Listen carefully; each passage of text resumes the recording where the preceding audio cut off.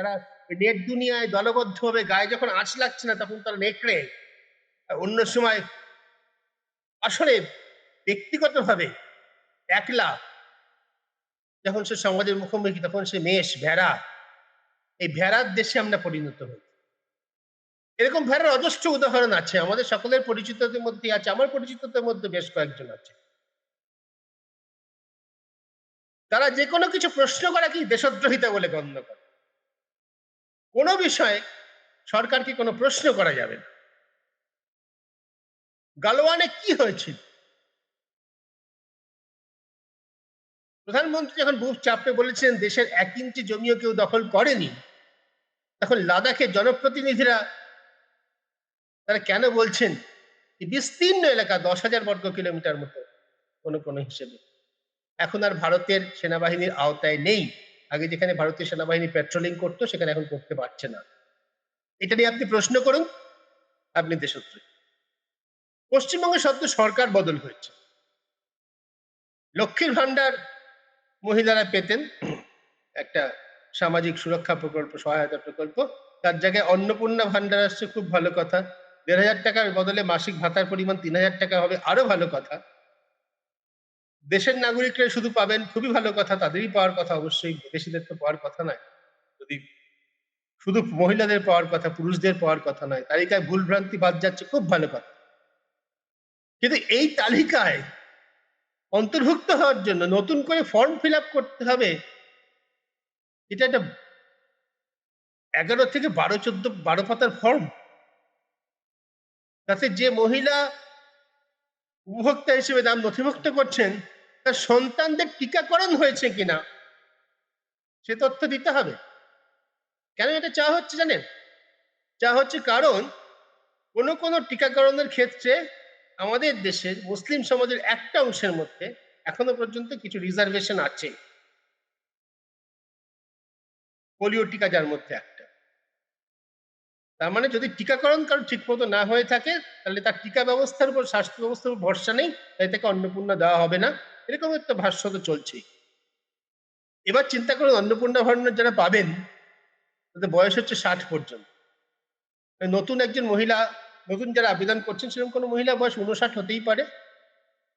তার সন্তানের জন্ম হয়েছে, তিনি সাধারণ আর্থসামাজিক অবস্থা থেকে আসছেন ধরে নেওয়া যায়, এর জন্য আবেদন যখন করছেন। আজ তার 59 বছর বয়স, তার সন্তানের জন্ম হয়েছে প্রায় 40 বছর আগে, অন্তত 35-30 বছর আগে। 30-35 বছর আগে টিকাকরণের রেকর্ড তিনি কোথায় পাবেন, কিভাবে পাবেন? এই যে অনর্থক তথ্য চাওয়া, মানে নাগরিকের দৃষ্টিতে অনর্থক, শাসকের দৃষ্টিতে নিশ্চয়ই কোনো অর্থ আছে। এখানে প্রশ্ন করা, এটা তো সমাজের কর্তব্য। সমাজের হয়ে এটা আমাদের সাংবাদিকদের, সংবাদ মাধ্যমের কর্তব্য প্রশ্ন করা। তা অথচ আপনি করতে পারবেন না। প্রশ্ন করলেই আপনি দেশদ্রোহী, আপনি হিন্দু বিদ্বেষী, আপনি ভারত বিদ্বেষী। এই সমস্ত, ওই বললাম যে একলা থাকলে ভেড়া, দলে পড়লে সে নেকড়ে, তাও যেখানে নিজের গায়ে আঁচ লাগছে না।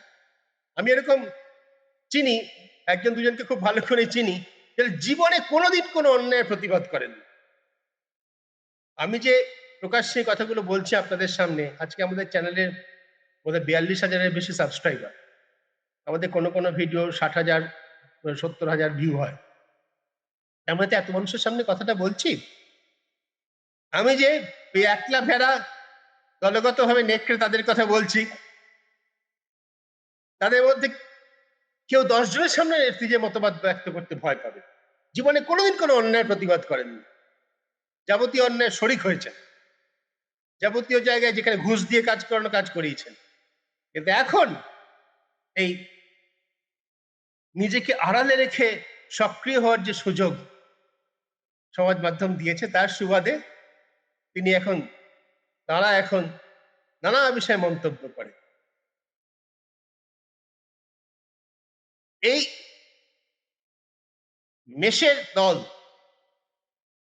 এরা যে গড্ডলিকা প্রবাহ, কথাটা মানেই তো তাই, ভেড়ার পাল যেভাবে চলে সেভাবে যে চলছে, তা কিন্তু আমাদের দেশের ট্র্যাডিশন নয়। শুরুতেই যেটা বললাম, শিক্ষায়,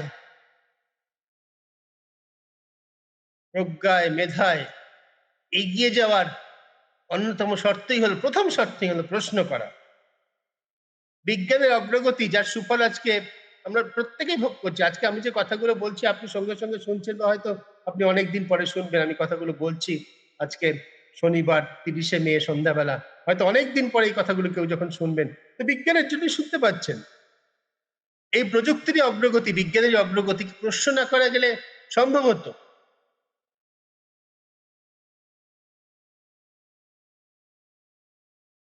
ইলেকট্রোম্যাগনেটিক ওয়েভ, সেটা কোনো মাধ্যম ছাড়াই যাতায়াত করতে পারে। এটা পদার্থবিজ্ঞানের একটা মৌলিক আবিষ্কার। মানে সূর্য থেকে পৃথিবীতে যে তাপ আসে, এর জন্য মাঝখানে কিছু থাকার দরকার হয় না। আমরা যেমন রান্নার গ্যাসের উপরে কেতলিটা বসাই, কড়াইটা বসাই, সরাসরি আঁচটা, ফ্লেমটা, শিখাটা কড়াইয়ের তলায় লাগছে বলে গরম হচ্ছে, মাঝখানে কিছু ছাড়াও গরম হতে পারে। এই জিনিসটা মানুষ যদি কোনোদিন স্বীকার না করতো, তাহলে কিন্তু আজকে আপনারা এই জিনিসটা দেখতে পাচ্ছেন। কোনোদিন কোনো সময় মানুষের মাথায় এই প্রশ্নটা এসেছিল, একটা জায়গা থেকে অন্য জায়গায় শক্তি পৌঁছে দিতে গেলে, এনার্জি পৌঁছে দিতে গেলে মাঝখানে কি সত্যি কিছু থাকা দরকার? থাকলে শক্তি পৌঁছানো যায়। যেমন একটা লোহার রড আপনি একটা দিকে উনুনের মধ্যে ঢুকিয়ে দিলেন, অন্য দিকটা আস্তে আস্তে গরম হয়ে যাবে। কিন্তু লোহার রডটা ছাড়াও, বাতাস ছাড়াও তাপ আসতে পারে, যেমন সূর্য থেকে আসছে, যার ফলে আপনি আমাদের প্রোগ্রামটা দেখতে পাচ্ছেন। এই প্রশ্ন করাটাকে বন্ধ করে দেওয়া হচ্ছে বর্তমান রাষ্ট্রশক্তির সব থেকে বড় কৃতিত্ব। এ কথা আমি আগেও বলেছি, আরো একবার বলবো। এই উদ্যোগটা খুব একটা সফল হয়নি, কিন্তু একটা সময় এই সরকার, কেন্দ্রে বিজেপি সরকার ঠিক করেছিল যে সমস্ত বিশ্ববিদ্যালয় একটা মার্টিয়ার্স ওয়াল তৈরি করা হবে, যেখানে এ দেশের জন্য প্রাণ দিয়েছেন যে সমস্ত বীর সেনানীরা, তাদের নাম উৎকীর্ণ করা থাকবে। এ খুব ভালো। সেনাবাহিনীতে যারা যোগ দিচ্ছেন, যারা দেশের জন্য কাজ করছেন, দেশ রক্ষার কাজ করছে, তারা অত্যন্ত গৌরবময় কাজ করছেন। কিন্তু সেটাই শ্রেষ্ঠ গৌরবের কাজ। বিশ্ববিদ্যালয় জ্ঞান চর্চা একটুখানি লঘু, একটু কম গৌরবের কাজ। এটা কি মানতেই হবে? আমি বলছি না দুটো সমান সবাইকে মানতে হবে, আমি বলছি না যে একটা থেকে অন্যটা ভালো এরকম হতেই হবে, এটাও কাউকে মানতে হবে। কিন্তু কিছু মানুষ যদি বিশ্বাস করে যে বিশ্ববিদ্যালয়ে জ্ঞান চর্চা, মৌলিক গবেষণা, এটা দেশের সীমান্তে প্রাণের ঝুঁকি নিয়ে দেশ রক্ষার থেকে কিছু কম গুরুত্বপূর্ণ কাজ নয়, তিনি কি দেশদ্রোহী? সেনাবাহিনী যে যুক্তিতে চলে, যে মূল মন্ত্রের দ্বারা চলে, তা হচ্ছে প্রশ্ন করা যাবে না। কারণ সেখানে কাজটাই সেরকম। ওই যে কথাটা আছে না, there's not to ask how and why, but to do and die. সেনাবাহিনী যদি এই মন্ত্র থেকে বিচ্যুত হয়, তাহলে সমস্ত কিছু ভেঙে পড়বে। সেনাবাহিনী তো বিশ্ববিদ্যালয় হতে পারে না।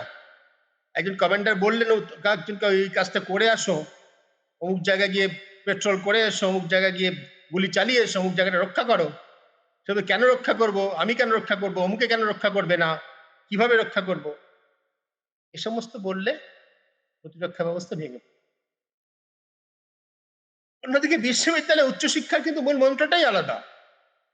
সেখানে কেউ কোনো প্রশ্ন না করে গালে হাত দিয়ে চুপ করে বসে থাকে, যেটা আজকালকার শিক্ষা ব্যবস্থা প্রায় প্রমোট করার চেষ্টা করছে, তাহলে শিক্ষাটাও ভেঙে পড়বে। এখন আপনি প্রশ্নহীন আনুগত্য সেনাবাহিনীতে চাইছেন, তার মানে প্রশ্নহীন আনুগত্য বিশ্ববিদ্যালয়েও চাইবেন? এটা কি হতে পারে? এই যে প্রশ্নটা আমি করলাম, এটা কি দেশদ্রোহিতা? একটু ভেবে দেখার দরকার আছে। আমরা সকলেই কতজন এই গড্ডলিকা প্রবাহে মাথা ভাসবো অথবা ভাসাবো না, নিজে ভাবার দরকার আছে।